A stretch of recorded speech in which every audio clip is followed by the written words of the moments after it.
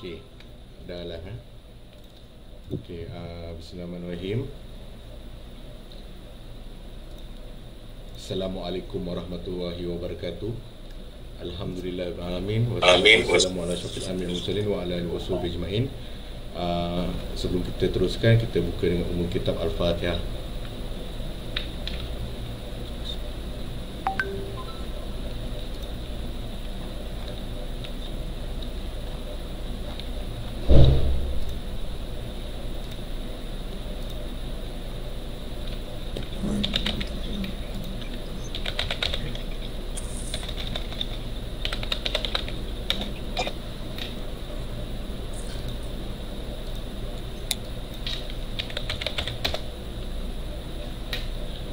Okey, Alhamdulillah, bersyukur kita kepada Allah SWT kerana dengan limpah kurnianya dapatlah kita berkumpul pada hari ini untuk sama-sama menghadiri satu kelas pengajian kitab yang julung-julung kalinya diadakan dengan kerjasama Jabatan Agama Islam Sarawak lah.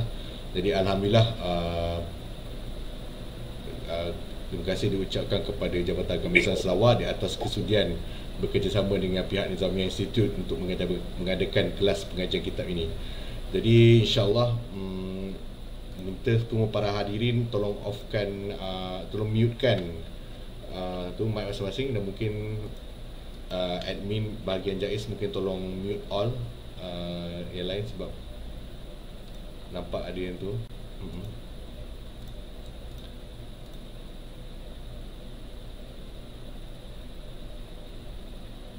Okey, Ustaz tolong unmute lah. Okey.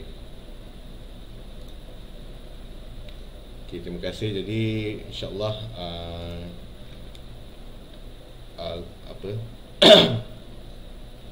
jadi terima kasih sekali lagi ditujukan kepada pihak JAIS, Jabatan Agama Islam Sarawak, di atas kesudian bekerjasama dengan pihak Nizamiah. Jadi insya-Allah kuliah kali ini kita akan adakan lebih kurang dalam 5 siri. InsyaAllah akan khatam, dan insyaAllah Ustaz akan menggunakan kitab Ummul Barahin lah, dan Ustaz akan menggunakan kitab syarah kepada Ummul Barahin insyaAllah, kitab Tashribul Bushra insyaAllah. Jadi sebelum saya menyerahkan kepada Al-Fadhil Ustaz Dr. Aiman Al-Akiti, jadi mungkin pihak JAIS, ada pihak JAIS nak memberi sepatah dua kata sebelum kita teruskan kuliah kita pada hari ini.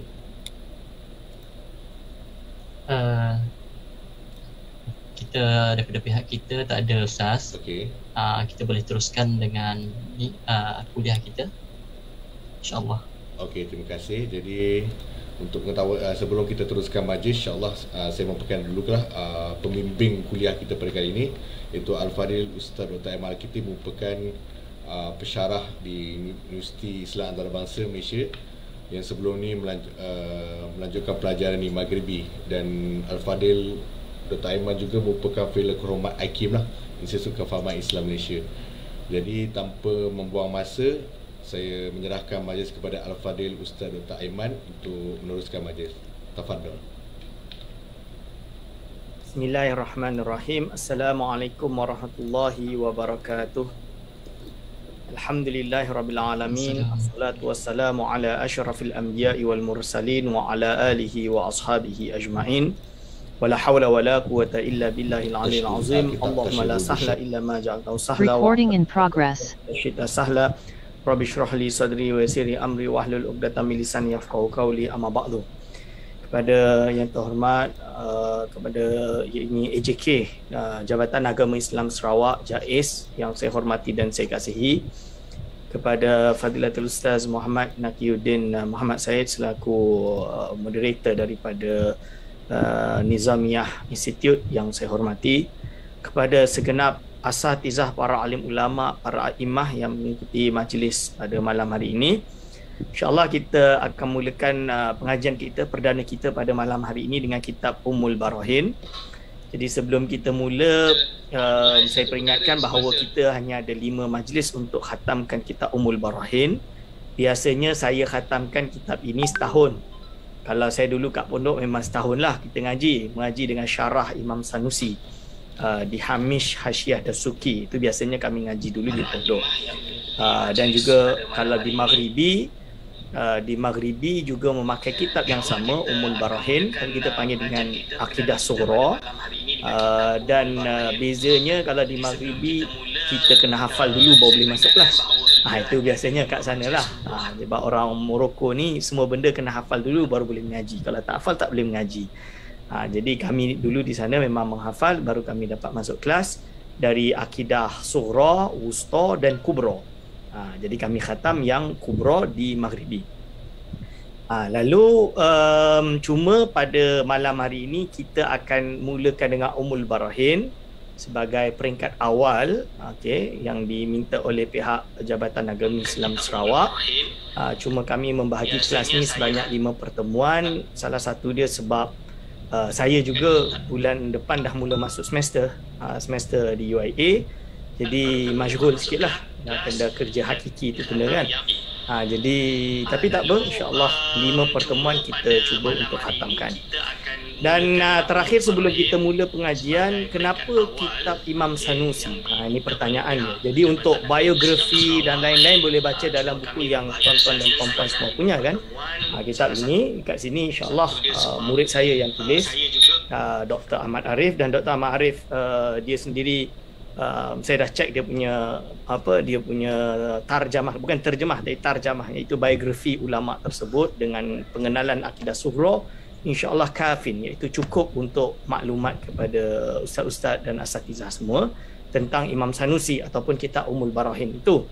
Akan tapi inti dia, kita semua di seluruh dunia selalu mengaku bahawa ahli sunnah wal jamaah adalah Asy'ariyah. Idza utliqa ahlus sunnah wal jamaah fal muradu bihim al asy'ariyah wal maturidiyah. Kan biasa kita sebut perkara tersebut. Wirid di mana-manalah kawan-kawan ahli sunnah kita akan sebut bahawa yang dimaksud dengan ahli sunnah jamaah adalah asy'ariyah dan maturidiyah.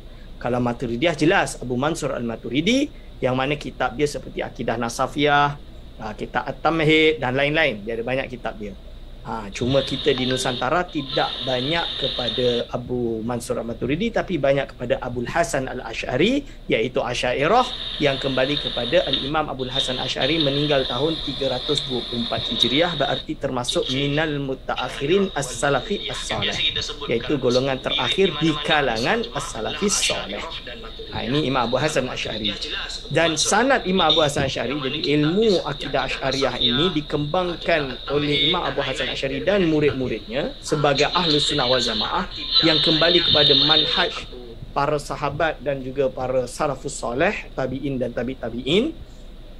Tapi dia masih berupa raw, kita panggil, masih kasar, masih tidak tersusun rapi. Sehinggalah datang Al-Imam Al-Baqilani, iaitu murid kepada murid Imam Abu Hasan Asy'ari, yang mana dia ada kitab At-Tamhid yang terkenal, Tamhidul Awail, dan kitab-kitab yang lain. Dan nanti dibakukan lagi atau disusunkan lagi oleh Imamul Haramain Al-Juwaini, iaitu guru kepada Imam Al-Ghazali rahimahullah. Dan apabila datang Imam Al-Ghazali rahimahullah, maka dia menjawab semua isu-isu yang terpencil. Jadi isu-isu dalam akidah yang menjadi problematik, yang tidak diselesaikan. Contoh dia isu takfir Ahlul Kiblat. Apakah Mu'tazilah jatuh kufur? Apakah Allahumma salli ala Sayyidina Muhammad? Apakah seperti golongan Hasyawiyatul Hanabilah termasuk kufur? Ini adalah dijawab dalam kitabnya bernama Faisalut Tafriqah misalnya dia. Berbicara tentang takwil atau tafwid, maka dia karang Iljamul Awam.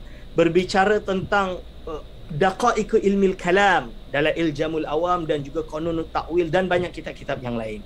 Lalu apabila berbicara tentang isu-isu yang very detail, Imam Ghazali melahirkan rasail yang banyak. Maka setelah Imam Al-Ghazali kita tahu ada Fakhruddin Ar-Razi, maka Fakhruddin Ar-Razi menjawab dengan hujah-hujah yang kuat di dalam kitab-kitabnya Al-Maqalib Al-Aliyah, Muhassalul Afkar dan lain-lain. Maka tatawur dia menjadi berkembang balik. Dan nanti masuk pada fasa Al-Iji, dan apabila sampai di fasa Al-Iji kepada Ibnu Arrafah, di sinilah di mana mereka menemukan, dipanggil formula untuk adanya sebuah mazhab yang perlu dimuktamadkan. Seperti mazhab Syafi'i setelah Imam Nawawi Ar-Rafi'i, maka pendapat-pendapat mazhab itu perlu dimuktamadkan, Maka datanglah Imam Sanusi yang melakukan kerja-kerja itu dan berhasil membukukan kaul muktamad dalam mazhab Asy'ari yang dipanggil dengan Al-Aqaid As-Sanusiyah, iaitu dari terkecil yang bernama sughra, kecil, lalu kecil, sughra, lalu sughra yang kita mengaji sekarang kecil, lalu wusta pertengahan, kubra besar, lalu dia syarahkan semua kitab tu disyarahkan kecuali sughra dan mufidah, hatta dia membuat prolegomena dipanggil dengan muqaddimat dan disyarahkan muqaddimat. Ini kita panggil silsilatul kutub As-Sanusiyah.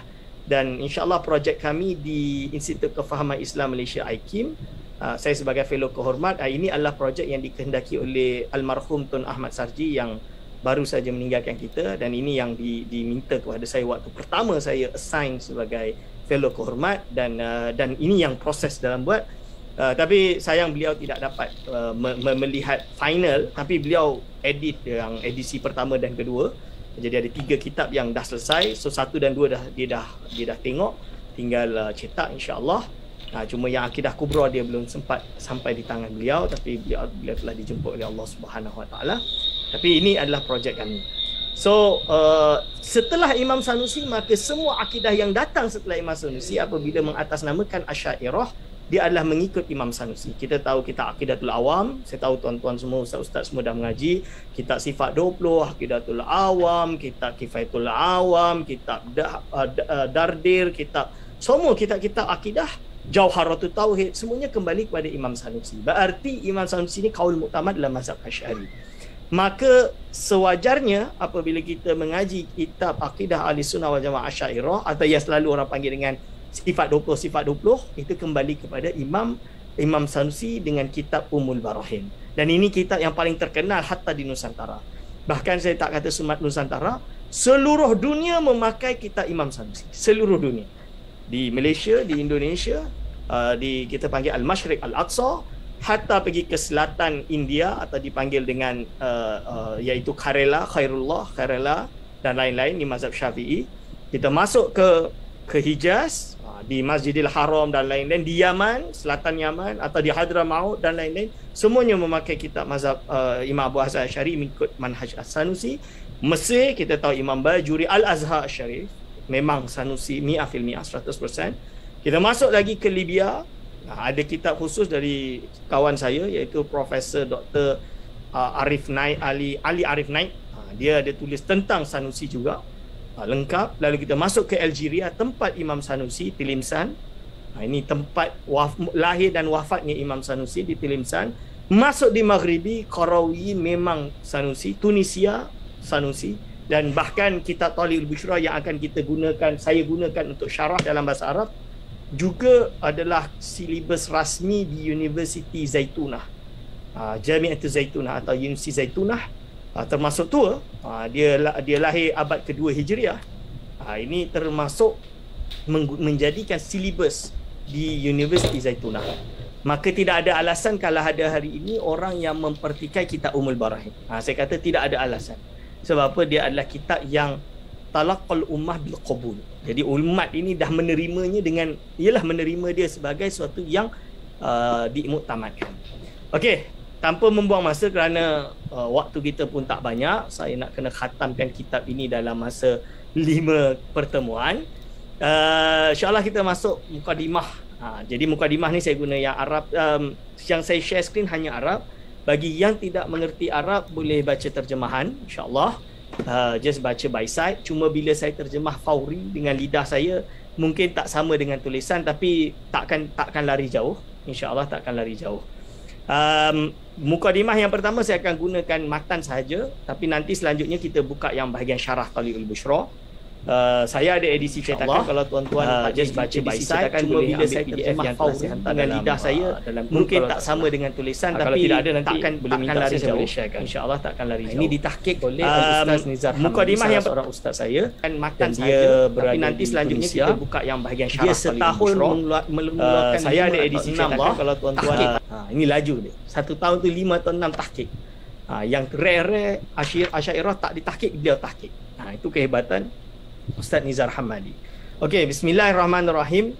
Alhamdulillah, segala puji 4 perkara. Apabila kita berbicara tentang pujian, kita ingat bahawa bismillah tak ada Ustaz. Asal dia ada bismillah lah ni. Ni matan dia tak tulis, tapi asal dia ada bismillah kerana kullu amrin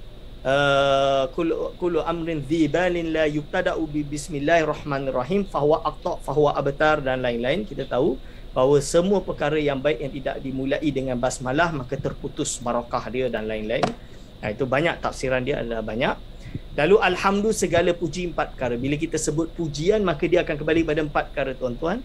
Iaitu pertama adalah qadim ala qadim, seperti Allah SWT memuji zatnya sendiri. Qadim ala hudus, pujian Allah kepada makhluknya.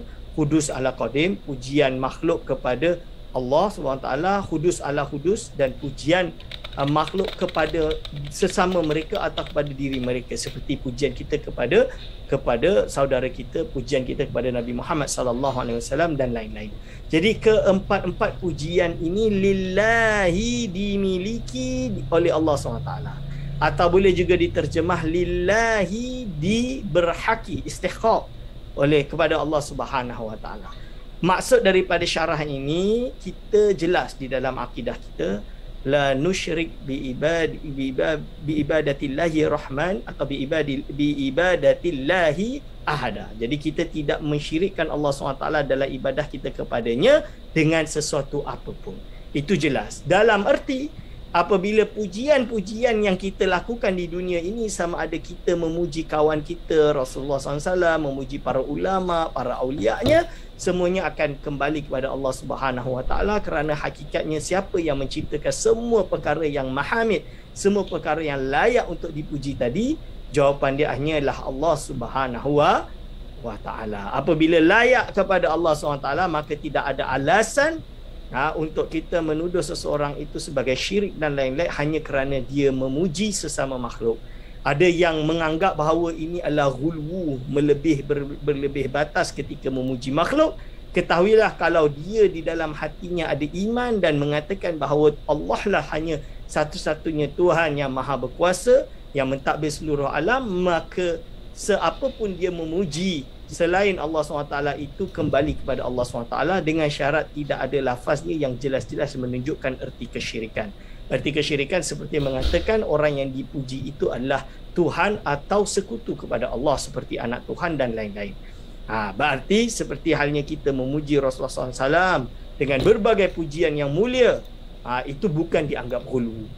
Tidak dianggap ghulu. Selagi kita tak kata Muhammad itu ibnullah, na'udzubillah min zalik, itu barulah boleh jatuh ke dalam bahkan jatuh ke dalam kesyirikan yang diharamkan, dan halnya kita bahkan murtad. Ini okey, dan itu tidak terjadi di kalangan ulama. So alhamdulillah segala puji 4 perkara tadi lillahi, dimiliki oleh Allah Subhanahu wa taala. Wassalatu wassalamu, dan rahmat tazim. Maksud solawat di sini, solat kalau bahasa Melayu kita solawat dah, bahasa Arab dia as-salat. Apa bezanya solat ibadah maksusah dengan ibadah maksusah tu solat 5 waktu dengan as-salat di sini?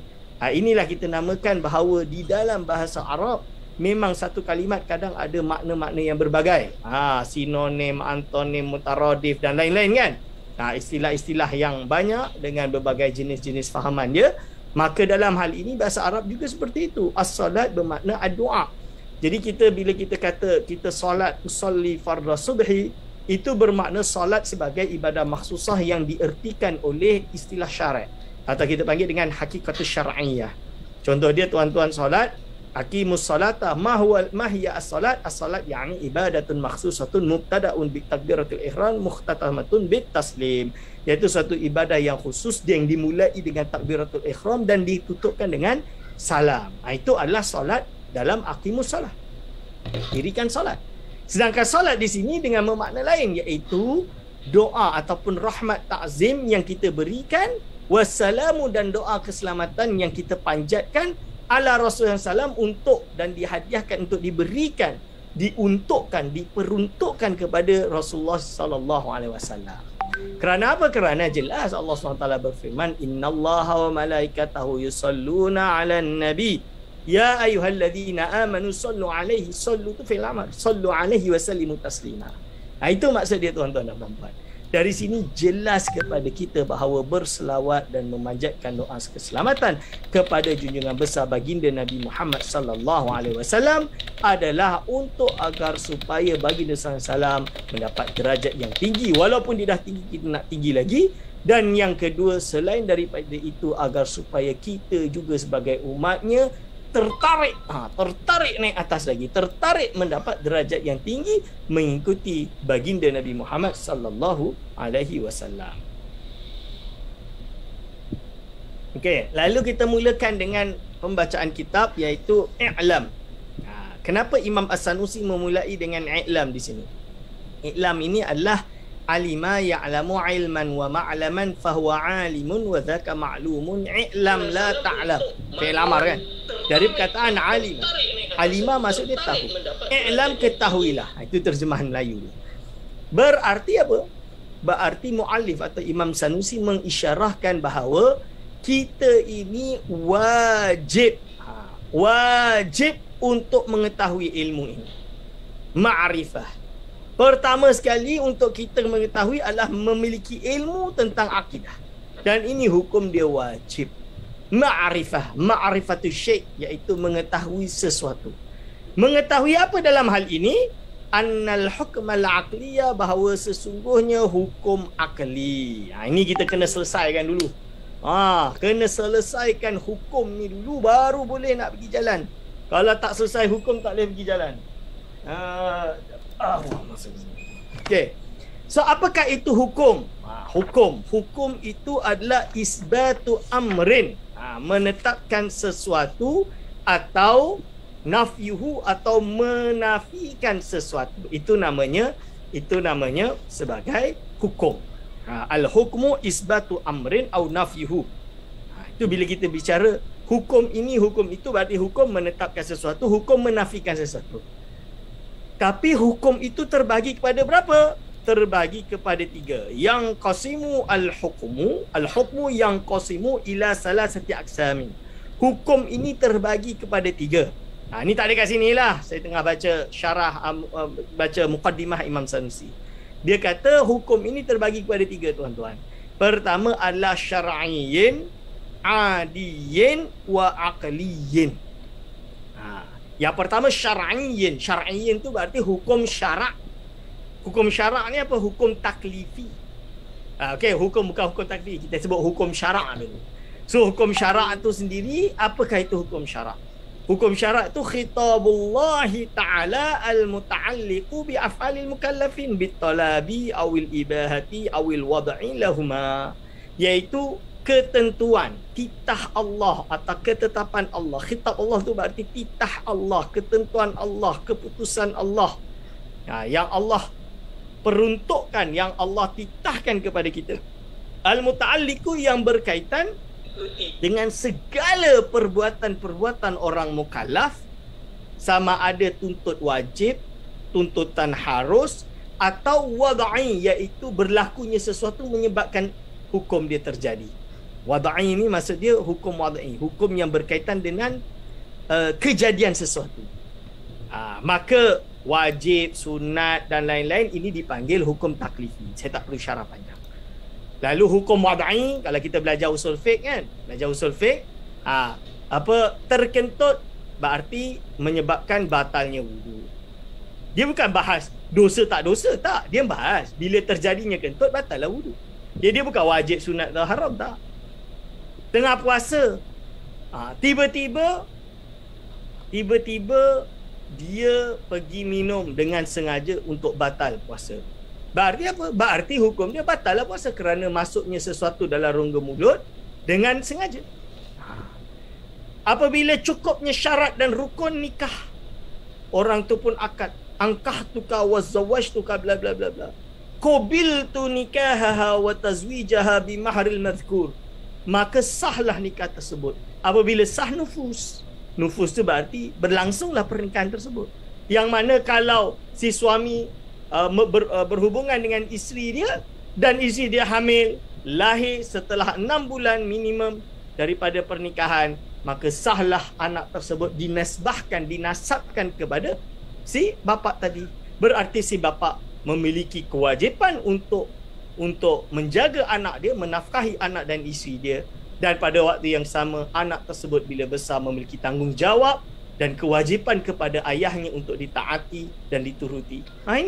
Ini nama dia hukum wadai. Hukum wadai. Okey. Lalu hukum adi tu apa?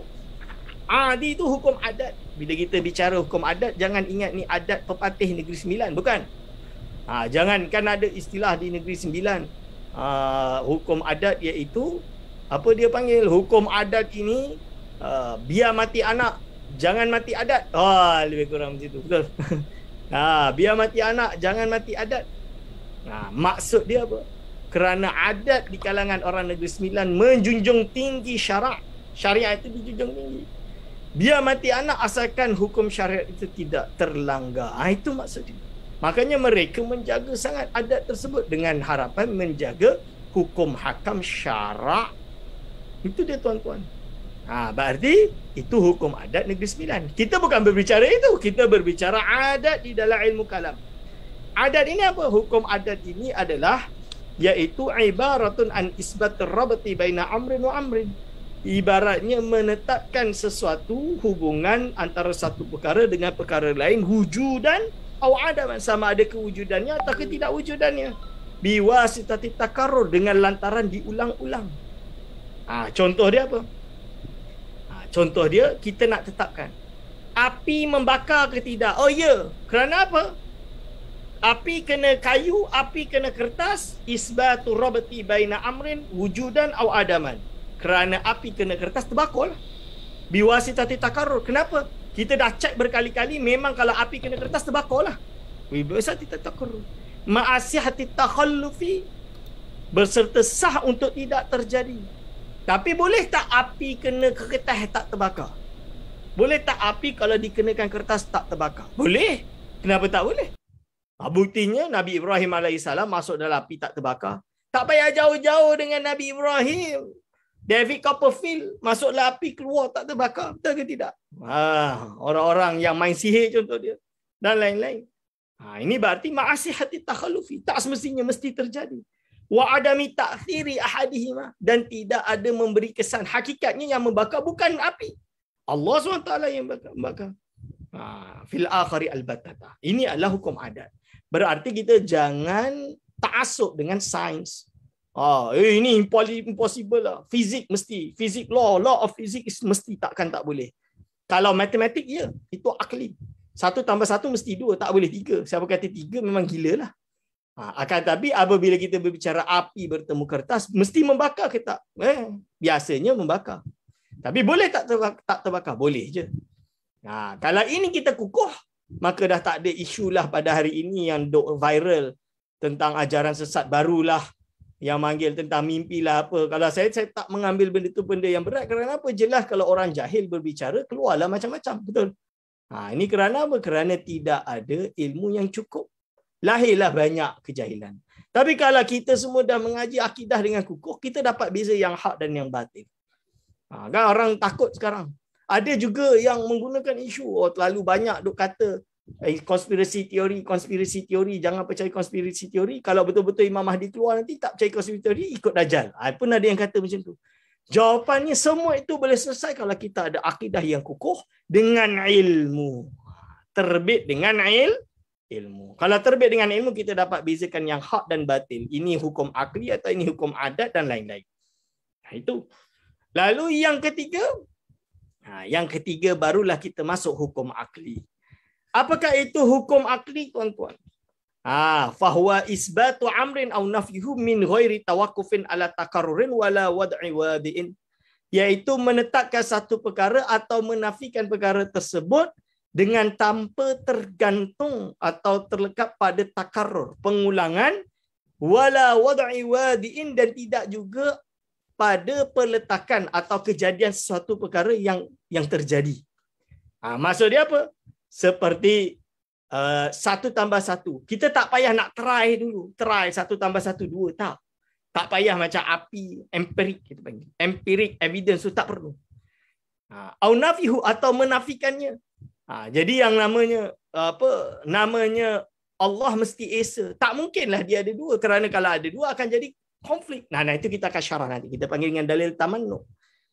Iaitu satu perkara jauhar ni benda yang baru, sama ada dia bergerak atau dia diam. Boleh tak dia tak bergerak, dia tak diam? Tak boleh lah. Kalau dia bergerak berarti dia bukan diam. Kalau dia diam berarti bukan bergerak. Dia tak boleh tak dia bergerak dan berdiam pada waktu yang sama? Tak boleh. Ini nama dia hukum akli. Benda yang impossible lah. Boleh ke 1 tambah 1 jadi 100? Mana boleh? Impossible. Fahuwa isbatu amrin au nafyuhu. Ini nama dia hukum akli. So hukum akli ini apa kata-kata muallif? Sekarang kita masuklah usul bil maudhu' dia. Iaitu apa? Annal hukmal akliyah yanhasiru terbahagi atau terbatas kepada fi salasati aqsamin pada 3 bahagian. Yang pertama al-wujubu wal istihalatu wal jawazu. Berarti ada wajib, ada mustahil, ada jawaz. Wajib, mustahil, jawaz itu harus. The speaker is not working. Please check your connection or use different speaker. My speaker. Hello. Buka. Saya punya ke moderator? Ada yang baru masuk ni. Tak apa, teruskan doktor. Okay, sorry. Doktor okey. Okay. Saya ingat saya cakap panjang tadi tak jalan. Minta maaf doktor. Okay, insya-Allah. Wal jawazu dan harus ya. Wal jawazu dan harus. Harus tu maksud dia adalah nanti kita akan syarahkan. Jadi jawaz ni terjemah dia harus. Wajib, mustahil ni terjemah sama kalau oleh ulama Melayu diterjemahkan sama. Fal wajibu. Sekarang kita bahas tentang wajib. Fal wajibu, maka wajib mala yatasawwaru. Dia boleh baca 2. Yatasawwaru. Kenapa dia pilih yatasawwaru? Sebab tidak takalluf, tidak dianggap berat. Sebab kalau yatasawwaru berarti kita membuatkan naibul fa'il menjadi jumlah fil aqli adamuhu. Naibul fa'il dia adamuhu. La yatasawwaru fil aqli adamuhu. Itu takalluf. Takalluf tu bahasa dia dalam ilmu bahasa Arab lah. Berarti kita menyusun jumlah tu dalam keadaan muaqqadah sikit. Muaqqadah tu berbelit sikit. Tapi ma la yatasawwaru, kerana tasawwara ni daripada fi'il daripada tasawwara tafa'ala, fi'il tafa'ala memiliki makna iaitu menjadi. Menjadi mutawa'ah. Bahasa Arab dia mutawa'ah. Mutawa'ah tu menjadi.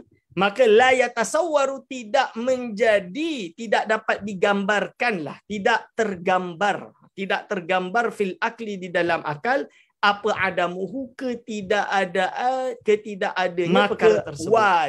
Berarti wajib itu sesuatu yang tidak tergambarkan pada akal ketidakadanya perkara tersebut. Maksudnya akal, your rational tak boleh menerima ketidakwujudan perkara tersebut. Itu yang dimaksud dengan wajib. Misalan dia, tuan-tuan. Boleh tak kita gambarkan dalam akal kita adanya meja tanpanya tukang carpenter, apa bahasa Melayu ni, tukang buat meja ni lah. Najjar bahasa Arab dia. Mungkin ke tak? Boleh digambarkan atau tidak? Pertanyaan dia. Boleh digambarkan atau tidak? Iaitu adanya meja tanpa tukang yang membuat meja. Tiba-tiba dah jadi meja. Tak boleh lah. Mesti kita gambarkan, mesti ada yang tukang. Tapi Ustaz, dia tak ada tukang. Kilang yang buat. Kilang tu tukang lah. Itulah kita kata. Maksud dia adalah yang muhadith, dia adalah yang membuatkan dia. So, tak boleh digambarkan. Seperti begitu, alam ini boleh digambarkan tak wujudnya alam tanpa yang menciptakannya. Tak boleh. Mesti ada pencipta. Yang nanti kita akan bahas tentang Allah Subhanahu Wa Taala. Dan juga perkara lain seperti 1 tambah 1, 2. Boleh tak digambarkan 1 tambah 1 menjadi 4? Tak boleh. Mesti 2. Ini nama dia wajib. Secara akli. Wal mustahilu, dan mustahil. Ma la yatasawwaru fil akli wujuduhu. Sesuatu yang tidak boleh digambarkan di dalam akal kewujudannya. Jadi akal tak boleh terima benda itu wujud. Dalam arti impossible in existence. Akal tu tak boleh terima dia wujud. Seperti hanya kita nak katalah, 1 tambah 1 ini 100. Mana boleh? Akal mustahil. 1 tambah 1, 2 bukan 100. Tak boleh. Maka begitu juga akal akan berkata, macam mana mungkin ada 2 Tuhan atau lebih? Macam mana mungkin? Kenapa? Kalaulah Tuhan A nak Aiman ini hidup, Tuhan B nak Aiman ini mati. Sedangkan Aiman ni sama ada hidup ataupun mati. Kalau dia hidup, berarti Tuhan yang kata Aiman ni mati, bukan Tuhan lah. Betul ke tidak? Kalau bukan Tuhan, berarti bukanlah Tuhan 2, Tuhan 1 lah. Kalau kita kata dia itu mati, berarti Tuhan yang kata dia hidup, salah lah, bukan Tuhan lah. Kerana takkan Tuhan iradah dia, kehendak dia tak boleh ditunaikan. Itu bukan Tuhan. Tuhan dia absolute. Idza arada syai'an ayyakula lahu kun fayakun. Can you imagine, boleh tak kita bayangkan adanya Tuhan yang mana dia punya iradah tidak terbukti? Tak boleh. Takkan boleh diterima. Akal ni takkan boleh terima. Maka begitulah juga dengan perkara ini, tuan-tuan dan puan-puan. Mustahil. Mustahil yang kita sebut dengan mustahil. Kehendak dia mesti terlaksana. Tapi Ustaz, Tuhan A dan Tuhan B ni dua-dua sepakat. Semua benda yang terjadi kehendak dua-dua Tuhan. Sebab apa diorang, apa-apa diorang sepakat. Diorang takkan berbezanya. Itu namanya bukan Tuhan. Takkan Tuhan nak kena masuk parlimen dulu. Takkan Tuhan nak kena berbincang dulu. Tuhan ni absolute. Kalau masuk parlimen nak kena bincang, kena sepakat, itu bukan Tuhan. Itu nama dia lemah lah. Sebab dia kena ikut dengan apa pasangan dia nak. Macam suami isteri. Suami isteri tu jangan ingat, suami kontrol isteri, dah kena ikut je. Tak. Kena ada persefahaman, kena ada perbincangan. Sebab isteri tu bukan babu. Isteri tu bukan hamba. Isteri itu pasangan. Dia ada hak dia, dia ada kehendak dia, yang suami kena sepakat dengan dia. Ini salah dia. Jadi itu adalah orang yang kita panggil dengan pasangan. Sedangkan kalau Allah Subhanahu Wa Taala memiliki pasangan, mustahil lah. Sebab tak absolut. Dan ini mustahil. Sebab itu Tuhan kena tunggal, kena esa. Kena esa. Esa tu maksud dia satu. Bila dia esa, bila kita kata Allah SWT itu esa, maka tentulah iradahnya semua mesti terwujud, mesti terlaksana. Kerana dia yang maha kuasa. Innallaha khalaqakum wa ma ta'malun. Sesungguhnya Allah mencipta kalian semua dan apa yang kalian buat. Innallaha fa'alun lima yurid. Sesungguhnya Allah itu fa'alun, melakukan apa yang dia kehendak. Itu dalil nas dia. Tapi dalil akli dia nanti kita bincang. Wal jaizu benda yang harus. Harus itu apa? Ma yasihhu fil aqli wujuduhu wa adamuhu. Sesuatu yang sah fil aqli, di dalam akal, wujuduhu wa adamuhu. Boleh wujud, boleh tak wujud. Maksud dia benda ni logik. Dua-dua tu logik, possible. For example, kita nak katalah kan, kira-kira saya ni masuk syurga ke neraka? Kalau Allah nak masukkan syurga, masuk syurga lah.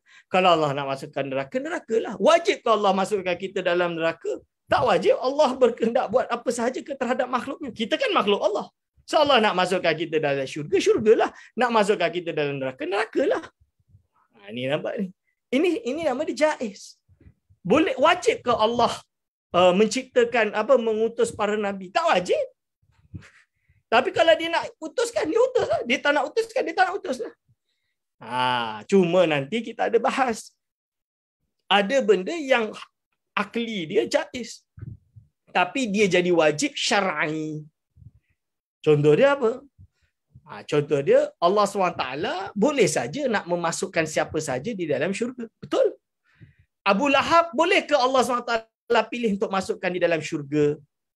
Jawapan dia, kenapa tak boleh? Abu Lahab adalah makhluk dia. Dia nak buat, dia boleh dah. Tapi dah ada ayat. Tabbat yada abi lahabi wa tab. Itu jelas ayat itu. Sarahatan. Kita panggil muhkam, menunjukkan Abu Lahab dalam api neraka. Betul? Maka kita jawab jaiz aklan, tapi mustahil syar'an. Kenapa mustahil syar'an? Kerana ada nas. Nas menyatakan bahawa Abu Lahab akan berada di api neraka. Titah Allah, khitab Allah. Dan yang kedua, kita yakin innallaha la yukhliful mi'ad. Sesungguhnya Allah SWT tidak akan melanggar janjinya. Jadi dia dah berfirman kepada kita, dah titah kepada kita, dia tidak akan melanggar janjinya. Maka kita kata secara akali jawaz. Tapi mustahillah, kerana apa? Kerana dia dah bertitah bahawa yang namanya Abu Lahab mesti masuk api neraka. So kalau kita dah mengetahui tiga istilah ini adalah kunci yang akan kita pakai dalam ilmu akidah mula malam ni sampai khatam. Ini mula malam ni sampai khatam. Jadi bila saya sebut wajib mustahil tu jangan salah faham. Kerana apabila salah faham dan dia akan jadi problem. Dan ini terjadi, kesalahfahaman ini terjadi bukan di kalangan orang ajam macam kita. Bahkan indal Arab, di sisi orang Arab pun banyak terjadi kesalahan. Saya pernah tahun ini, semester lepas lah, ketika di UIA akan membuat soal. Jadi soalan-soalan saya akan mengajar ilmu kalam dan akidah dalam bahasa Arab. Soalan-soalan saya tulis dalam bahasa Arab, tapi kena lalu vetting. Bila masuk vetting yang namanya soalan Arab, maka dia carilah orang Arab menjadi apa dia panggil referee dia untuk menilai soalan ini layak atau tak layak. So bila berhadapan dengan orang Arab ni, dia dari Department Lughah Arabiah, Qism Lughah Arabiah, tentulah dia tidak mengetahui istilah-istilah ilmu kalam atau ilmu akidah. So bila kita buat soalan yajibu 'alallahi subhanahu wa ta'ala sifatul qudrah, wajib atas Allah SWT bersifat dengan sifat qudrah. Lepas tu dia kata, kaif hadha ya akhi? Macam mana kau kata wajib 'ala Allah? Kau berwajib kepada Allah. Dia kata, yajibu lillahi azza wa jalla, yajibu lillahi azza wa jalla 20 sifatan. Wajib bagi Allah SWT 20 sifatan.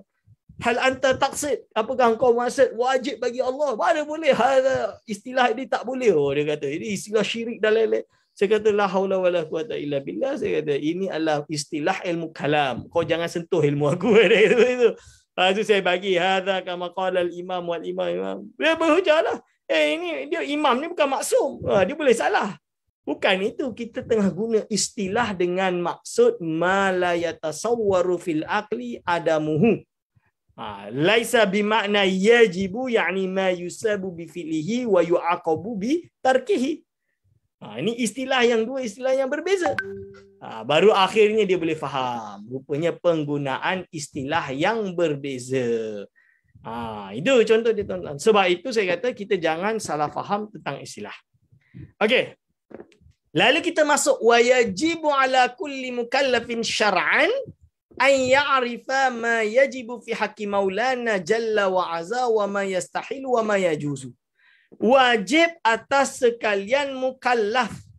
Wajib apa ni pula Ustaz? Tadi wajib ni ma la yatasawwaru fil aqli adamuhu. Tak, yang ni dia dah sebut dah ala kulli mukallafin. Berarti syar'an, wajib syar'an. Berarti apa? Berarti ini adalah dipanggil dengan wajib syar'i.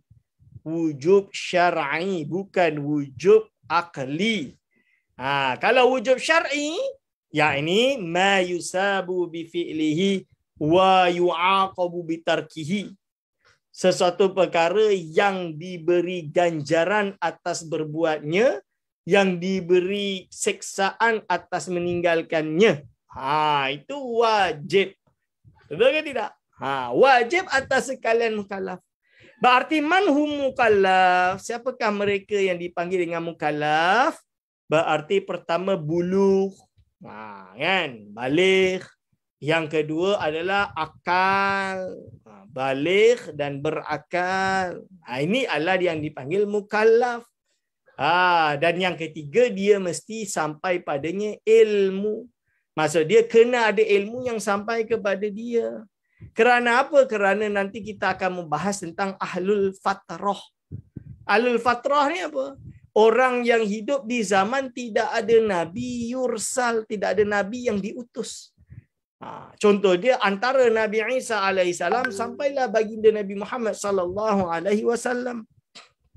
Kerana pada waktu itu tidak ada nabi dah. 600 tahun. Cuba kita tengok sejarah.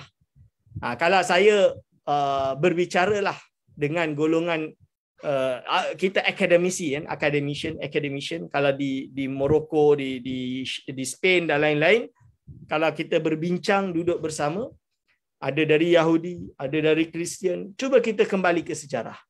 dalam sejarah Yahudi, setelah kejadian Jesus Christ atau Nabi Isa alaihissalam, mereka mengenal Nabi Isa, tapi bagi mereka bukan Nabi. Bagi mereka dia adalah pendakwa, apostle ataupun pendakwa kenabian. Ini menurut Yahudi. Menurut Kristian, anak Tuhan. Dalam Islam dia Nabi. So, apakah ada Nabi dalam sejarah setelah Nabi Isa? Tidak ada. Maka benarlah dakwaan orang Kristian bahawa Nabi Isa alaihissalam sepatutnya Nabi yang terakhir. Di kalangan Bani Israel. Kan? Di kalangan Bani Israel. Mana ada dah. Sebab itu Nabi Isa dipanggil sebagai the last messenger of the Israelite. Jadi golongan Israel dia terakhir tu Nabi Isa alaihissalam.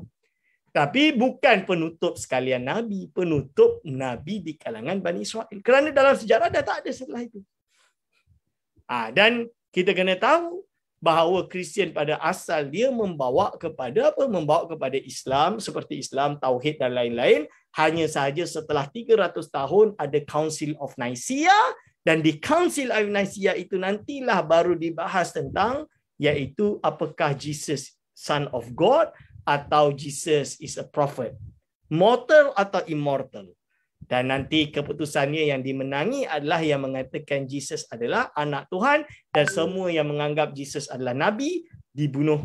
Itu fakta sejarah yang diakui. Ini adalah fakta. 300 tahun setelah Easter, iaitu naiknya Nabi Isa alaihissalam ke atas syurga, naik ke atas langit. Okey. Jadi Ahlul Fatrah 600 tahun sampai datangnya Nabi Muhammad sallallahu alaihi wasallam. Maka siapa pun yang hidup di antara Ahlul Fatrah, di zaman Ahlul Fatrah di dalam Islam, kita tak bolehlah menganggap mereka ini dihukum ketika tidak menyembah Allah. Kerana apa? Kerana hatta penyembah berhala. Kerana apa? Kerana tidak ada Nabi yang mengajarkan mereka. Kan dalam Al-Quran jelas, tidak kami azab sampailah hatta naba'atha rasulah, sampailah kami mengutus, iaitu para rasul. Maka ini benarlah yang disebut oleh Imam Al-Ghazali rahimahullah di dalam kitab pembahasan Fasalut Tafriqah dan lain-lain, Fasalut Tafriqah, tentang orang yang tidak beriman atau dia dalam proses keimanan, dia tengah belajar untuk menemukan Islam. Jadi kalau dia dah wujudnya iman dan lain-lain, ini dianggap sebagai mukmin. Mukmin akhirat, bukan mukmin dunia, kan? Atau orang yang tak temu, dia duduk dekat pulau contoh dia. Dia lahir di pulau. Di pulau misalan dia. Dia lahir di pulau, tak ada orang yang mengajarkan dia. So tak jumpa message. Islam tu tak sampai pada dia. Apa status dia? Dia sebagai orang yang tak dapat hidayah. Hidayah tu tak sampai kepada dia. Maka dia dianggap sebagai golongan Ahlul Fatrah. Seperti orang yang tidak mendapatkan, tidak sampai kepada dia message, maka dia diampunkan. Dia dianggap seperti Ahlul Fatrah. Termasuk Imam Ghazali membahas orang yang ada iman di dalam hati. Ini kita akan bahas dalam kitab ni insya-Allah di akhir nanti. Tentang kalimatul musyarrafah, iaitu kalimat yang mulia. Iaitu la ilaha illallah Muhammadur Rasulullah, tentang iman dunia, iman akhirat. Itu kena belajar. Itu adalah diterangkan dalam kitab Aqidatun Najin yang besar-besar dibahas. Aqidatun Najin contoh dia itu ada dibahas. Tapi dalam kitab ni insya-Allah kita akan lalui. Lalu diteruskan. Berarti apa? Yajibu ala kulli mukallafin syar'an ay ya'rifa. Apa yang wajib untuk mengetahui ma'rifat? Jadi awwalu wajibin ala kulli mukallafin ma'rifatu. Kerana ulama khilaf. Ada yang kata yang pertama sekali wajib di kalangan orang mukallaf adalah niat untuk belajar, niat untuk tahu. Ada yang kata iman dulu walau tak tahu. Tapi pendapat Imam Sanusi mengetahui apa? Ma yajibu, apa yang wajib, fi haqqi maulana, bagi hak Allah Subhanahu wa taala jalla wa azza, wa ma yastahilu, dan apa yang mustahil, wa ma yajuzu, dan apa yang harus. Wa kadza yajibu alaihi an ya'rifa misla dzalika fi haqqi rusuli. Begitu juga wajib atasnya untuk mengetahui seperti halnya itu fi haqqi rusuli, bagi hak para rasul alaihi musallatu wassalam, bagi hak para rasul alaihi musallatu wassalam. Jadi juga wajib bagi mereka untuk mengetahui sesamanya bagi hak para rasul. Berarti ini consist of kalimataini syahadah. Kalimatai syahadah. Dua kalimah syahadah. La ilaha illallah. Okay. La ilaha illallah. Muhammadur Rasulullah. Ini dua. So kita akan bahas tentang kalimat syahadah di bab-bab akhir. Di bab-bab akhir nanti. Okey. Lalu famimma yajibu. Baru kita masuk sifat 20 tuan-tuan. Famimma yajibu. Kenapa dia sebut famimma? Famimma famim ba'dima. Min itu dipanggil dengan min tabi'iyah. Jadi kalau kita buka, kita dah boleh buka lah syarah dia. Saya buka syarah dia. Sekejap. Ini mukadimah. Hukum akli, jawaz, fal wajibu, wajib daruri. Okey.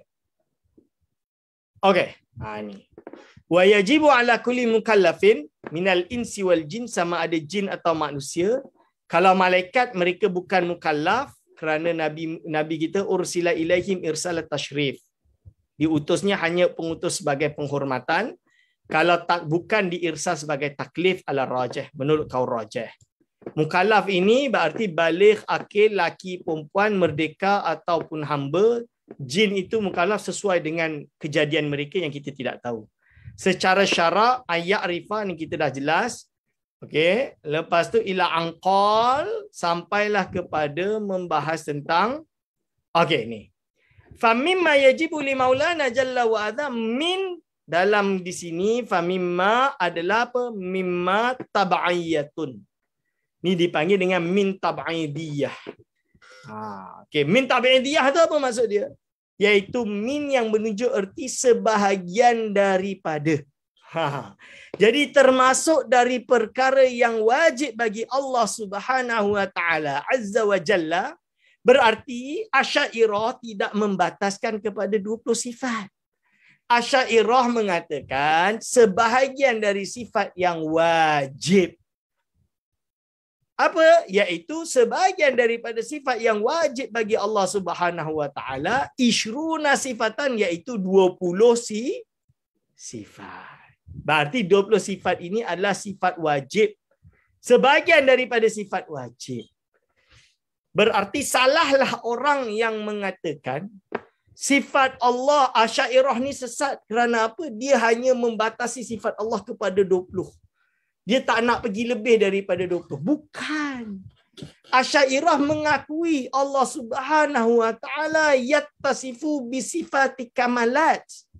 Dia ini disifati dengan segala sifat kesempurnaan. Allah Subhanahu wa taala. Dia disifati dengan segala sifat kesempurnaan. Berapa sifat kita tak tahu. Kita serahkan kepada Allah Subhanahu wa taala. Hanya saja yang kita dapat capai di akal hanyalah 20 sifat.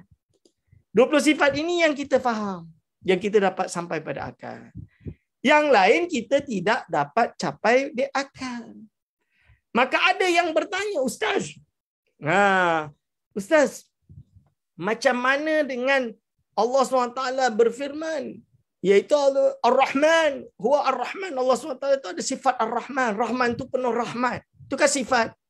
Kita jawab, yang sahih, kita tak kata Ar-Rahman itu sebagai sifat ma'ani. Tapi kita kata dia adalah sifat fi'li, sifat fi'liyah, atau kita panggil sifatul af'an, yang memiliki erti perbuatan. Perbuatan Allah. Kan Allah kita bagi ada zat, essence atau zat, sifat dan af'an. Jadi Rahman itu berada pada af'an. Yang kita berbicara sifat pada hari ini adalah sifat ma'ani. Sifat ma'ani pula. Sifat iaitu 4 sifat tadi. Sifat yang qadim. Sifat yang iaitu sifat zatiyah atau nafsiyah, sifat salbiyah, sifat ma'ani dan sifat ma'nawiyah. Ini yang dimaksud di sini. Okey, berbeza dengan af'al kerana af'al ini berkaitan tentang iaitu muta'allaq daripada sifat qudrah, dan kita akan bahas nanti. Itu semua akan dibahas nanti. Jadi itu jawapannya. Jadi apabila orang memandang serong terhadap sifat 20, berarti dia tidak faham sifat 20. Orang yang ta'assub mesti 20 sifat, tak boleh kurang, tak boleh lebih pun tak betul. Tak betul. Kerana apa? Kerana yang rajah 13. Bukan 20, 13 yang rajah. Yang rajah itu yang lebih unggul, yang betul, yang pendapat yang majoriti. Tapi kenapa dijadikan 20 oleh Imam Sanusi? Sebab dia nak bahas secara menyeluruh. Khilaf dia dekat mana. Itu tujuan dia. Boleh lebih. Bukan tak boleh. Boleh. Sebab tu dia sebut mimma yajibu. Boleh je lebih. Cuma kita tak tahulah. Kita memang tak dapat dah. Kita hanya dapat 20. Sebab itu diberi atau dibahagi di sini. Wahidatun nafsiyatun. Wa khamsun salbiyatun. Wa sab'un ma'anin. Wa sab'un ma'nawiyah. 1 nafsiyah, salbiyah 5, iaitu 7 ma'ani dan 7 ma'nawiyah. Total jadi 20. Lahirlah pengajian sifat 20. Itu dia tuan-tuan. Boleh jelaskan? Kalau ada soalan boleh tanya. Kejap lagi kita buka Q&A. Saya tak tahu moderator ada Q&A ke tak. Saya pun lupa tanya tadi. Okey. Wahya. Okey, 20 sifat ini apa? Wahya al-wujudu.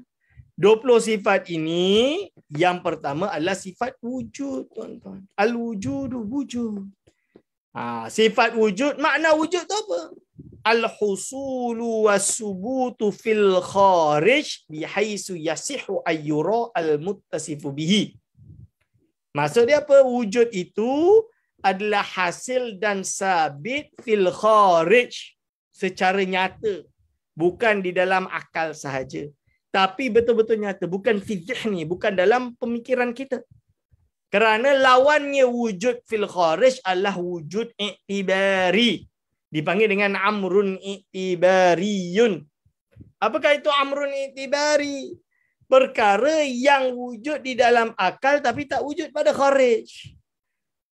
Mawjudun fil dhihni ghairu mawjudin fil kharij. Misalan dia apa? Ustazah dah kahwin, dapat anak. Okay.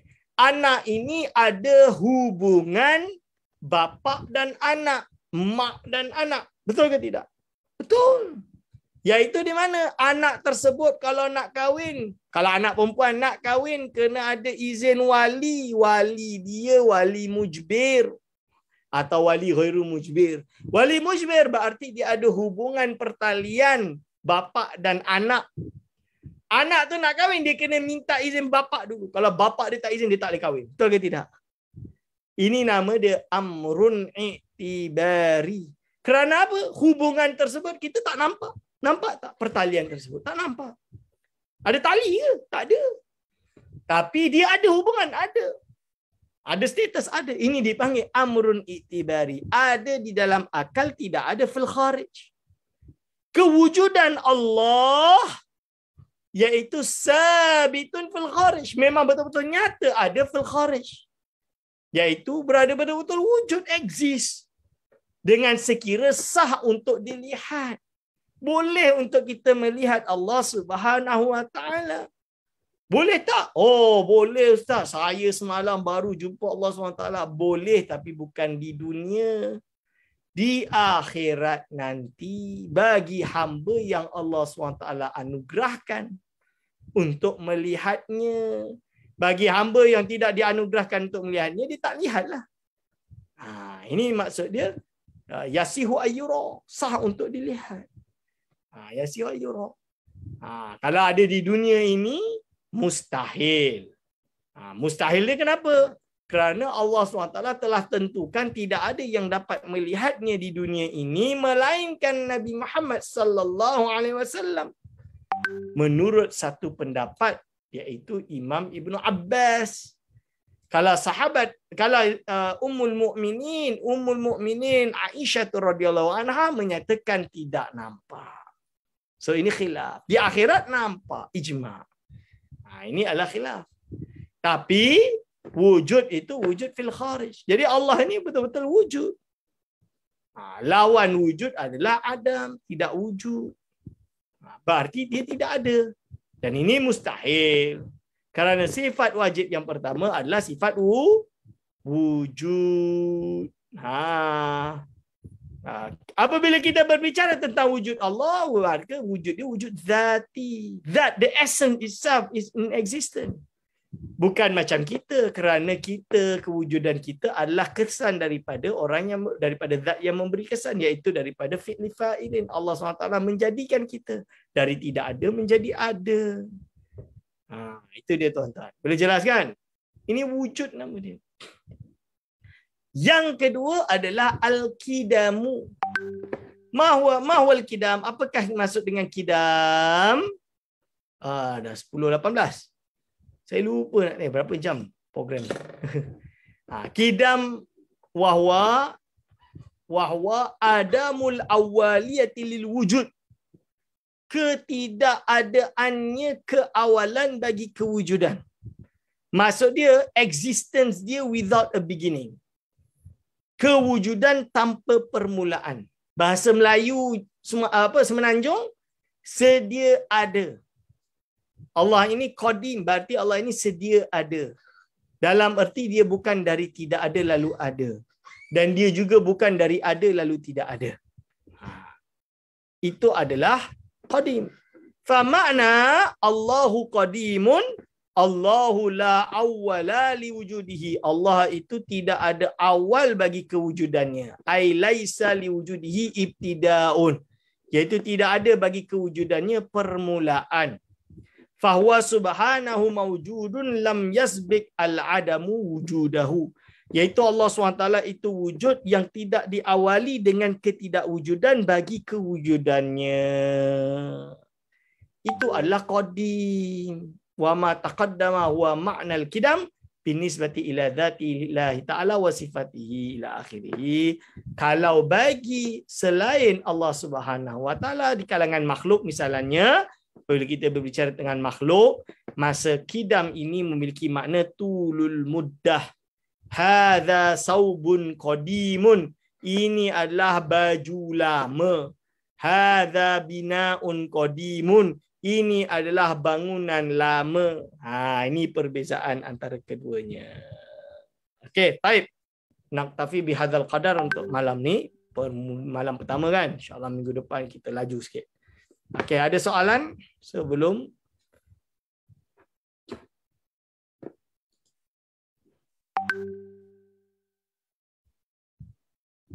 Ada soalan ke tak? Nanti lepas habis kuliah host akan host.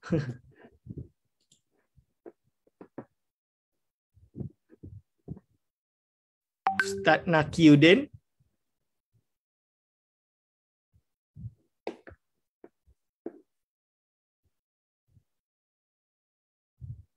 Tak dengar suara. Kejap. Okey.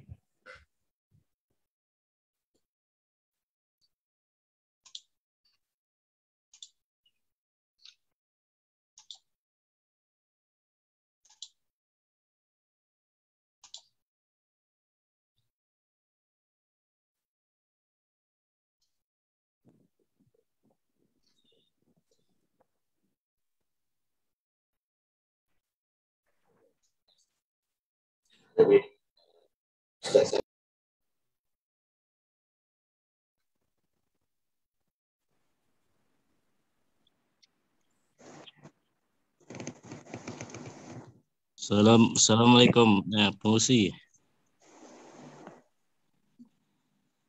Assalamualaikum. Assalamualaikum warahmatullahi. Saya nak tanya doktor, kan Allah wujud tak bertempat, tak masa kan, tapi ada satu wujud fi kulli makan, fi kulli apa lagi fi kulli makan, apa lagi saya pun lupa dah. Kalau tu wujud pada setiap tempat, pada setiap masa, tapi dia tak terjangkah dengan yang tadi ke doktor? Okey. Bismillahirrahmanirrahim. Yang betul di dalam ahli sunnah wal jamaah, kita tak kata Allah fi kulli makan, tidak. Allah berada di semua tempat, tidak. Kerana dia mungkin memiliki makna Allah yastalzimu al-makan, iaitu bertempat. atau dia boleh lari kepada akidah yang mengatakan bahawa alam ini adalah Allah. Itu adalah akidah yang batil. Dan boleh membawa kepada kekufuran. Hanya sahaja kalau kita jumpa istilah-istilah yang bersifat simbolistik, simbol dalam kitab-kitab, contoh dia terutama kitab-kitab tasawuf. Apabila seorang sufi sedang berbicara lalu dia kata Allah fi kulli makan, bukan bermakna tahayyus, bukan bermakna mengisi tempat. Tapi maksud dia mungkin kena tengok uslub. Tapi kalau kita baca, dia memiliki arti tajalli Allah, dalil kewujudan Allah ada di mana-mana. Contohnya seperti istilah apabila seseorang itu berbicara, iaitu apa? Apakah dalil kewujudan Allah? The existence of God is in you. Iaitu kewujudan Allah itu berada di dalam anta. Maksud dia apa? Bukan Allah tu ada dekat dalam kita. Maksud dia adalah seperti ayat sanurihim ayatina fil afaqi wa fi anfusihim. Kami akan memperlihatkan dalil tanda-tanda kebesaran kami fil afaqi, cosmological evidence, wa fi anfusikum, dan berada pada diri kamu. Dalam erti apa? Kalau kita renung, kita lihat diri kita, kita akan percaya dan beriman dengan kewujudan Allah Subhanahu Wa Taala. Kerana setiap manusia akan mengiktiraf, tahu diri dia itu ada kelemahan. Betul ke tidak? Sehebat-hebat orang lah kita panggil, macam Fir'aun lah. Dia rasa dia paling hebat. Cuba kalau malam-malam dia sorang-sorang, dia nilai diri dia, dia akan tahu yang dia itu ada kelemahan. Ada benda that dia tak boleh control. Not everything that he wants can be yang akan diterlaksanakan, akan wujudkan. Mungkin. Dari situlah istilah kita panggil tajalli atau zuhur, dalil, bukti, ayat atau kebesaran Allah Subhanahu Wa Taala berada pada semua tempat. Dalam erti seperti itu. Bukan berarti Allah SWT itu menempati pada semua tempat. Kalau kita kata Allah itu bertempat, ini Allah, ini Allah, ini Allah, itu salah lah. Sebab itu setiap kalimat tersebut perlu dinilai konteks, situasi orang itu sedang berbicara, bahasa yang digunakan ketika berbicara juga sangat penting. Macam tadilah kodim. Kodim tu maksud dia sedia ada, tapi kadang-kadang memiliki makna lama, dulu zaman. Seperti hadza saubun qadimun. Ini jangan tuduh kodim ni maksud dia kodim sedia ada, bukan. Maksud dia baju ni dah lama. Hadza saubun qadim ni baju lama. Jadi kena tengok dia punya konteks. Okey Ustaz.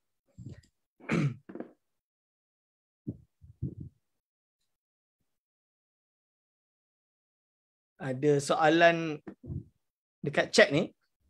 Al-Fakir Ibnu Hamdan. Bagi yang berpegang dengan sifat 13, bagaimana pegangan mereka terhadap 7 sifat maknawiyah?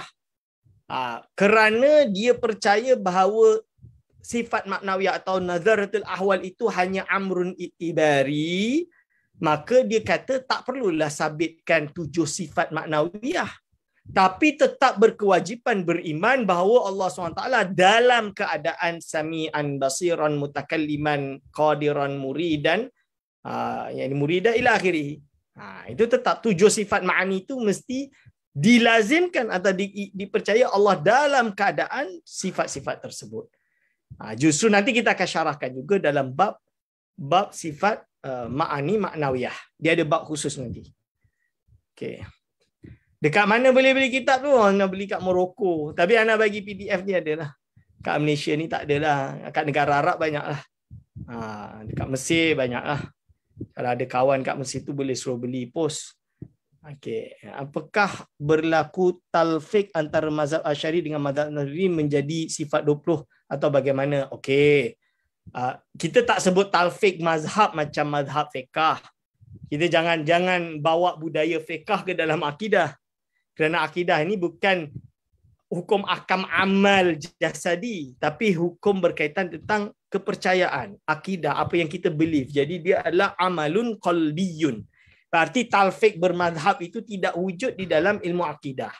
Dan biasa terjadi khilaf di kalangan akidah dan mengambil pendapat mazhab di luar mazhab dia sendiri. Contoh dia isu definisi iman. Apakah iman fil qalbi atau kena iqrar bil lisan? Imam Abu Hanifah justru berpendapat apa? Dia berbeza dengan pendapat majoriti ulama Maturidiyah. Walaupun Abu Hanifah ini mazhab dia pendiri mazhab kepada Abu Mansur Maturidi. Dan mazhab Asy'ariyah berbeza dengan majoriti Asy'ariyah. Abu Hasan Asy'ari mengatakan iman adalah fil qalbi wal iqraru bil lisan.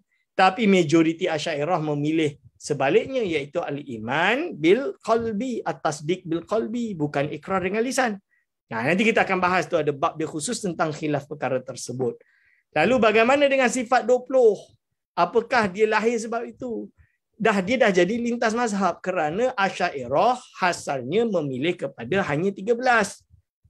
Hanya sahaja di kalangan Asy'ariyah mengiktiraf beberapa pendapat nazariyatul ahwal. Nazariyatul ahwal ini seperti siapa?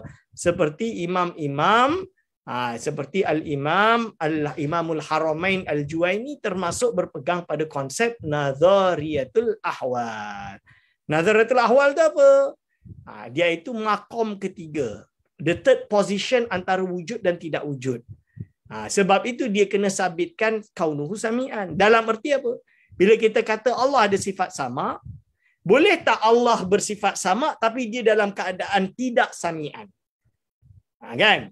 Kalau nazariyatul ahwal dia akan kata mungkin, kerana mungkin itu kita kena sabitkan kaunuhu sami'an supaya kita tak kata Allah itu ada sifat sama tapi dia tidak dalam keadaan sami'an. Akhirnya impossible lah kerana Allah SWT bersifat dengan kaunuhu sami'an. Ini adalah pendapat yang sifat 20. Tapi kalau pendapat yang tidak memakan nazariyatul ahwal, dia kata jadi bila kita kata Allah itu sam'un, ada sifat sama, berarti automatik Allah fi halati sam'in, iaitu dalam keadaan sami'an selama-lamanya tanpa perlu menyatakan sebagai sifat yang tersendiri kerana itu amrun i'tibari. Yang mana nanti kita akan bahas, kita akan baca the whole text dan saya syarahkan. Panjang perkara tersebut. Okay. Adakah Nabi Muhammad berjumpa secara live dengan Allah ketika Mi'raj? Saya tak nak guna bahasa secara live. Intinya Rasulullah SAW bertemu dengan Allah, ya. Bertemu jangan dengan makna yang makna dengan makna makhluk, makna dalam erti makna Allah SWT bertemu dengan muqabalah, taklah. Kita panggil bahasa Inggeris ni divine presence. Macam mana kita tak tahu, kita serahkan kepada Allah. Kan? Kita tak tahu macam mana. Jadi dia lihat Allah ke tak? Itu yang dibahas. Khilaf antara Imam Ibn Abbas dengan Sayyidatuna Aisyah radhiyallahu anha.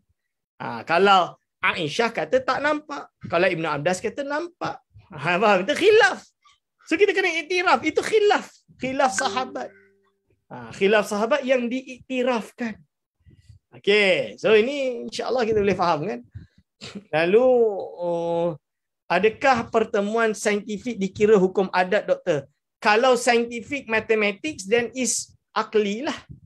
Kalau dia bersifat empirical berarti dia dipanggil adat lah.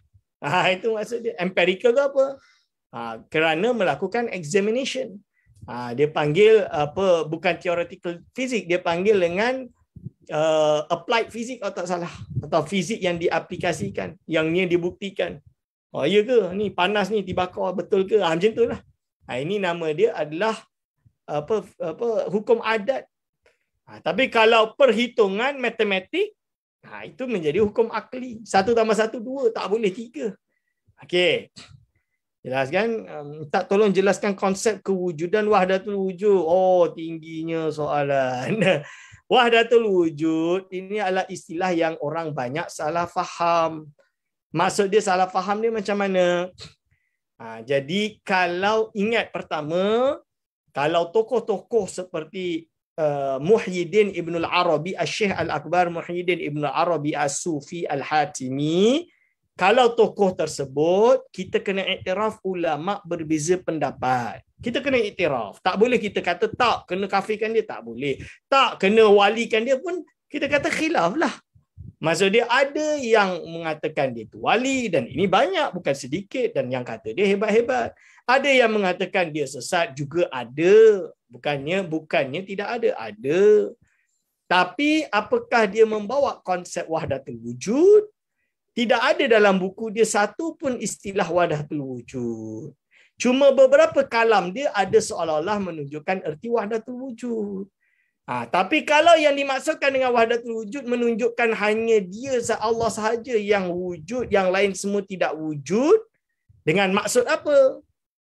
Kalau semuanya bersatu dengan Allah, berarti alam ini Allah, kita ini Allah, itu salahlah, itu kufurlah, itu pantheism.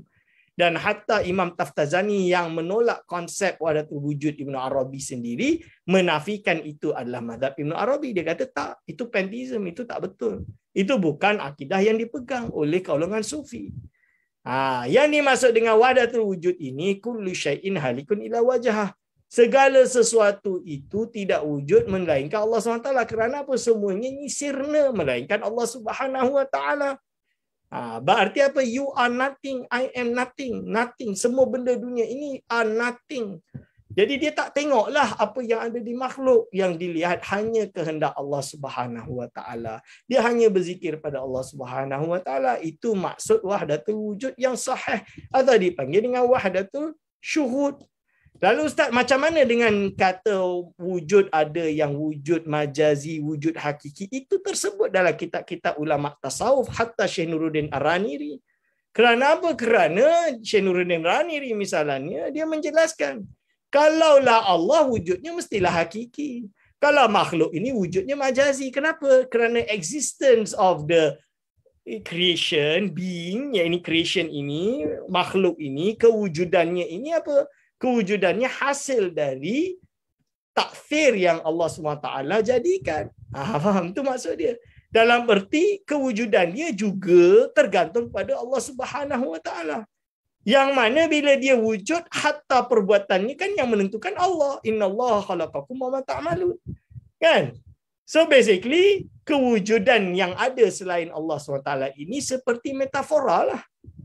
Menurut mazhab ini. Menurut mazhab ini. Tapi penjelasan di dalam lah.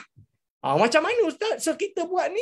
Itu nanti lari Jabariyah ke apa? Itu kita akan bahas dalam Khalqul Af'al. Itu kita akan bahas perkara tersebut nanti. So jadi kita tak boleh semata-mata wahdatul wujud terus kita kafirkan. Tak boleh. Kena tengok, kena teliti lebih dalam. Dan ini kitab-kitab dia dah lama dah wujud. Yang membahas ini. Ni dah lama wujud dan boleh baca. Contoh dia, kitab bahasa Melayu ada Syekh asal Banjar yang tinggal di Kedah, nama dia Qatrul Ghaisiyah, nama kitab dia. Ada jual di Shopee. Dia explain, dia jelaskan makna sebenar.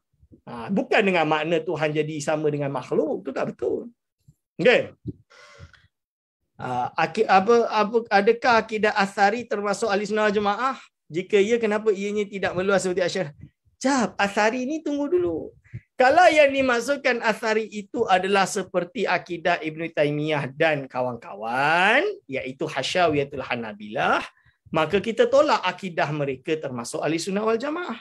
Sebab itu akidah tu dah mati di zaman Imam Subki, tu dah mati, dihidupkan kembali oleh Ibn Taymiyah dan dimatikan kembali oleh ulama setelah itu. Sampai datang Muhammad bin Abdul Wahab, lahirlah golongan ini lagi. Faham? Ini jelas. Ini sejarah dah membuktikan perkara ini. Boleh merujuk dalam buku-buku kitab-kitab sejarah. Ulama dah bahas perkara tersebut. Tapi kalau yang dimaksudkan Athari ini adalah orang atau ulama yang memilih untuk berpegang kepada Al-Quran dan Sunnah, tapi masih menerima takwil dan tafwid atau isbatus sifat yang kita akan syarahkan juga, maka dia termasuk Ahlussunnah wal Jamaah. Dia besar tak? Kenapa tak besar-besar? Imam Baihaqi siapa? Imam Baihaqi termasuk Asy'ariyah yang berpegang pada mazhab tafwid. Pada hari ini ulama-ulama yang seperti itu ada. Sidi Ahmad bin Muhammad bin Sidi Al-Ghumari, Ahlussunnah wal Jamaah, dia bermazhab dengan mazhab ini. Guru kami di Morocco, Syekh Abdullah Talibi, juga bermazhab dengan mazhab ini. Tapi dengan makna yang sahih lah, bukan dengan makna jawarih. Makna jawarih dia dah jadi Mujassimah, dan ini jadi masalah lah, problematik. So kita kena faham perkara ni insya-Allah. Okey. Lalu Assalamualaikum doktor, nak tanya berkenaan dengan orang-orang Nasrani selepas pada naiknya Nabi Isa, adakah golongan yang berada dalam persidangan Nia yang menetapkan kenabian Isa itu termasuk ahli fatrah, bukan fitrah fatrah. Fitrah tu fitrah. Fatrah ini adalah yang berada pada phase tersebut. Kalau sesuai dengan keterangan dalam kitab ni Tahqiqul Maqam. Nah, mana tadi? Kitab Kifayatul Awam. Ya.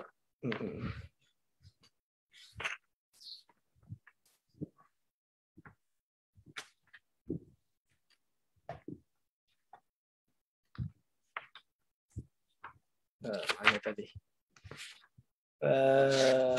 Okey. Manhum ahlul fatrah fa ahlul fatrati wa hum man lam yakunu fi zamani rasulin aw lam yursal ilaihim najuna wa in abadu al-awthani aw al-awthana li'udhrihim wa yu'tihimullahu ta'ala manazila min jannatil ikhtisas la min jannatil a'mal li'annahu la 'amala lahum wa hadha tahqiqu hadhihi al-mas'alah fahfadhhu. Iaitu apa? Ahlul fatrah adalah mereka-mereka yang tidak ada di zaman Rasul atau tidak diutus seorang Rasul pun kepada mereka. Maka mereka semua ini selamat walaupun mereka menyembah berhala kerana keuzuran. Yalah, mereka tak tahu. Tidak ada, wahyu tak sampai kepada mereka. Dan Allah SWT memberi mereka tempat di syurga sebagai tempat khusus bagi mereka, bukan kerana amal mereka tapi kerana keadaan mereka. Ini adalah yang ditahqiqkan, ditahqiq oleh ulama. Ini jawapan dia seperti itu. Wallahu a'lam bisawab. Okey, ini dalam kitab Kifayatul Awam. Selepas Tuan Abdul Rahman kita okey. Sekejap. Orang Kristian percaya bahawa Jesus anak Tuhan, dia ada dua kepribadian. Ada masanya perbuatannya perbuatan Tuhan dan ada masanya perbuatan manusia. Bagaimana hujah kita nak tolak kebatilan pendapat mereka secara logik? Secara logiknya, kalaulah adanya dua Tuhan seperti Nasara, ini kita panggil dengan apa? Syirik tab'id. Dalam bahasa Imam Syafi'i syirik tab'id. Berarti macam ni. Kehendak Jesus sebagai anak Tuhan, dia ada kehendak. Dia kata memang dia ada kehendak diri dia sendiri sebagai perbuatan manusia. At the same time, dia juga kadang ada kehendak sebagai anak Tuhan. Berarti kalau kehendak dia sebagai manusia berbeza dengan kehendak Allah SWT, macam mana nanti? Dia anak Tuhan. Berarti dia berhak tak kehendak dia untuk ditunaikan? Kalau kita kata dia tak berhak, berarti dia bukan anak Tuhan lah. Dia bukan Tuhan lah. Kalau kita kata mesti ditunaikan, kalau kehendak dia sebagai manusia berbeza dengan kehendak Allah SWT, macam mana? Kalau mesti sama, berarti tak boleh lah. Takkanlah ada dua Tuhan yang mana dia mesti sepakat. Tuhan mana boleh sepakat? Ini yang disebut dengan dalil tamannu'. Itu dalil dia untuk meruntuhkan mazhab tersebut. Dan mazhab tersebut dah diruntuhkan. Dah diruntuhkan dalam banyak kitab menjelaskan tentang kebatilan perkara tersebut. Tapi yang terbaik bagi saya adalah tulisan Imam Ghazali bernama Ar-Raddul Jamil ala ilahiyati Isa bisarihil Injil. Imam Ghazali menggunakan Injil untuk menolak ketuhanan Jesus. Dan menganggap dia Nabi. Kerana apa? Kerana pakai Injil itu sendiri. Wallahu a'lam. Apa pandangan doktor tentang kenyataan Imam Abu Hanifah melihat Allah di dalam mimpi? Kalau dalam mimpi, ada ulama kata mustahil, ada ulama kata harus dalam mimpi. Seperti yang diriwayatkan Imam Ahmad melihat mimpi sampai 1000 kali. Tapi macam mana tu, apapun yang dilihat di dalam mimpi itu Allah SWT tak boleh digambarkan. Itu yang pasti. Itu yang pasti. Jadi bila kita bicara benda tu khilaf, tapi apapun yang digambarkan Allah SWT tidak seperti itu. Itu yang kena ada dalam keimanan kita. Wallahu a'lam bishawab. Khalas. Okey, dah tutup dah. InsyaAllah saya kembalikan kepada moderator. Aku lu qauli hadza, astaghfirullah li wa lakum.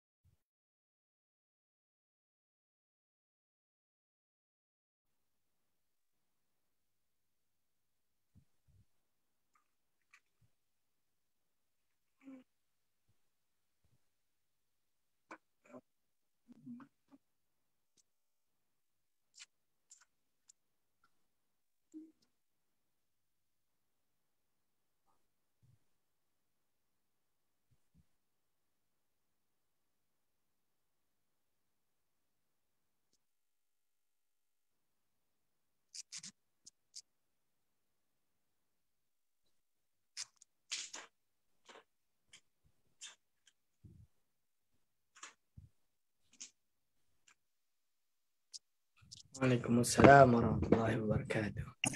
Terima kasih doktor. Sama insyaAllah. Salam. Terima kasih. Doktor. Terima kasih doktor. Salam. Assalamualaikum. Terima kasih doktor. Terima kasih Ustaz. Jazakumullah khairan katsiran.